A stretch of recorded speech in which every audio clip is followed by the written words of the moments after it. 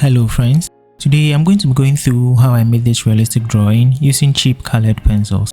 Now most of us think we need expensive pencils like the Caran d'Ache or Prismacolor Premier pencils in order to make drawings like this, but in reality you actually don't, and I'll be demonstrating this using the very affordable and well-known Crayola colored pencils.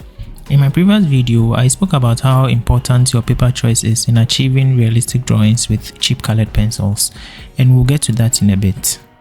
The first thing I'd like to talk to you about is value. Now, value is simply how light or dark a color is. When drawing with colored pencils, it is important to make sure your darks are as dark as they should be and your lights are also as light as they should be. But this concept is even more important when using cheap colored pencils. This is because these pencils are inherently not made to be as vibrant as the more expensive ones, and getting your values correct will help make up for this.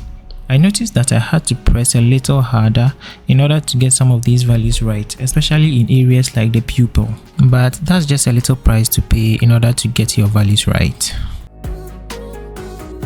The second thing I'd like to talk about is layering. Now, layering is probably the most important concept when it comes to the actual coloring process.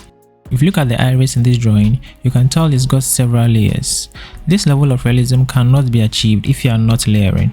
That's how important layering is. Now, in case you are completely new to colored pencil drawing, layering is simply shading colors one on top of the other in order to create depth and realism. I've got several videos on layering and I'll be linking a few in the description. Remember to use as many colors as you can in the layering process depending on your reference. This would help create that vibrance and contrast you need to make your drawing look even more realistic. During layering, you always have to remember to start light, building your layers gradually as you get to the darker colors. This same concept is used when using the more expensive colored pencils. Also pay close attention to your reference in order to get all the colors in their right place. Before we continue, you may want to check out my free guide on the basics of realistic colored pencil art, where I go through the basics using a systematic step-by-step approach to making realistic drawings with colored pencils, complete with some video links as well. It's totally free and you can check it out in the description. It's very useful, especially if you are a beginner. Now let's talk about the paper.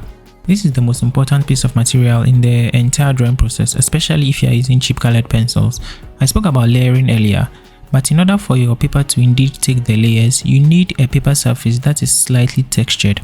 Papers like the printer paper cannot do this as they are just too smooth. Having a textured paper means that bits and pieces of the colored pencils will get locked up in the crevices of the paper, and this is what creates a vibrant look.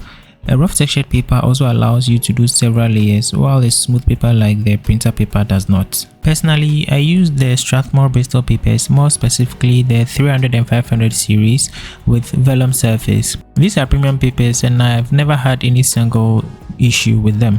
I understand there are others like some types of watercolor papers which I haven't tried out yet, but the basic theory is that the paper has to be textured and a little thick in order to accept several layers.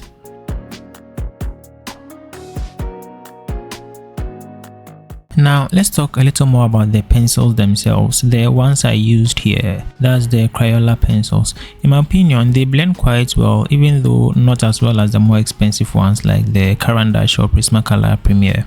I think they may have an oil base, and oil core pencils do not blend as well as those with a wax core, so that is expected.